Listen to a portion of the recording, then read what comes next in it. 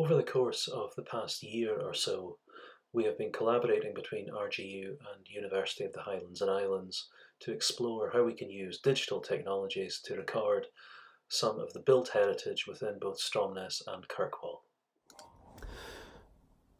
My name is Professor Richard Lang from Robert Gordon University in Aberdeen. I work in the Scott Sutherland School of Architecture and Built Environment, where I've been involved in a whole range of projects looking at built environment visualization for many years now. This particular collaboration with our colleagues at the University of the Highlands Islands has been particularly interesting because it's allowed us to kind of combine a lot of the work that we've been doing using laser scanning with a lot of the expertise and a lot of the projects that our colleagues at UHI have been undertaking to do with the architecture and archaeology and social history of people within the island. So it's been a really nice project to get involved with, and I think we're all quite happy with the results in terms of not only the scanning but also the amount of public interest that the project has managed to garner as well. Here we can see an example of some of the early laser scanning which we undertook. Here's an example of the Pier Art Centre in Stromness, where we're able to get information about the geometry of the building and also the colour of the building from photographs taken at the same time. Hello, my name is Dr. Marianne Leon and I'm working in Scott Sutherland School in Robert Gordon University. You probably have heard already from my colleagues about the project in Orkney having to do with heritage and visualizations and scanning and the impact to the local communities and local society. This project is part of a wider umbrella of projects, if you like, that we work on within our school. And we have quite a lot of experience in different contexts and within different places throughout Scotland and internationally. For example, we have done similar projects with Oban, with Ballater, with Fraserburgh right now. We're working with, for Fraserburgh 2021, projects that have to do a lot with capturing the information, the digital aspects of heritage, but most importantly, how can we disseminate this information to the communities? How can we support community engagement and within different scales, from community groups to local schools and other local groups?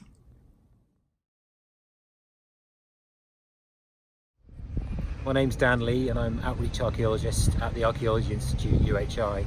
And we've been doing building recording in Kirkwall and Stromness for a while now, doing some research projects, community outreach projects. And we're really keen to link up with RGU with a scanning project in Stromness, thinking of ways that we can enhance these scans through additional survey, oral histories and that kind of thing. So we're excited today to be out here doing some scanning of the big tree as one of the kind of key landmarks in Kirkwall, and hopefully we can generate some new interest in the heritage of Kirkwall. If you're not really familiar with the use of laser scanning, you can maybe see from some of these images how it's possible to use the technology to take measurements from the front of the building, and also to look at the building from any perspective, or to zoom in ways that would not really be possible using traditional techniques. I'm Dr. Jonathan Scott. I did the scanning for the Stromness project. Stromness is a fantastic study to use the laser scanning project. It's got very narrow streets. It's technically very difficult to do. Coupled with the weather in Orkney, it made the scanning potentially very difficult. Fortunately, we hit it very lucky and the weather was fantastic when I did the scanning. The scanning project within itself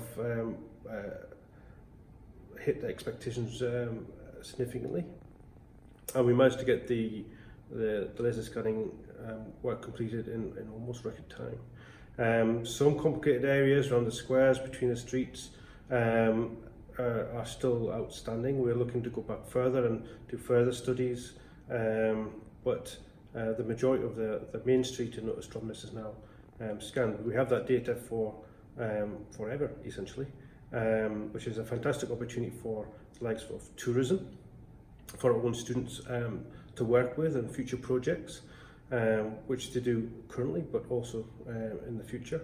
But also it's a record of what is there right now for future use for whatever purposes. It could be for planning all the way through to, like I say, tourism and academic studies. One of the things which first attracted us to looking at Stromness in particular for a scanning project was we were struck by the kind of undulating nature of the main street running along the shoreline, and the way in which the street itself followed a pattern that was defined by the kind of geography of the area rather than using a more kind of planned architectural layout, which might be more normal in some other of Scotland's royal boroughs. As we fly down the main street here, what's perhaps worth noting is that Jonathan undertook a very large number of scans using our BLK 360, which is a small scanner manufactured by Leica and Autodesk. And the reason that we decided to use it was that the main street in Stromness is incredibly heavily used. And we were particularly pleased when we looked back at the scans to see quite how much of that kind of hustle and bustle of the main street is actually recorded within the scans themselves. So we can see people, we can see cars, and in some cases we can see some seagulls flying overhead as well. We then moved on to undertake a further study within Kirkwall, where we looked at the big tree, which was actually recommended by some local residents as a site that they would actually quite like to see recorded. And again, if we look at still images like the one that's on screen here, we can see a lot of evidence of, you know, people walking by, people using the street. And in fact, it was really nice to see people coming out of shops to ask what we were doing while we were undertaking the study. This has been a really satisfying study to be involved with, and I hope we can continue doing so in the future.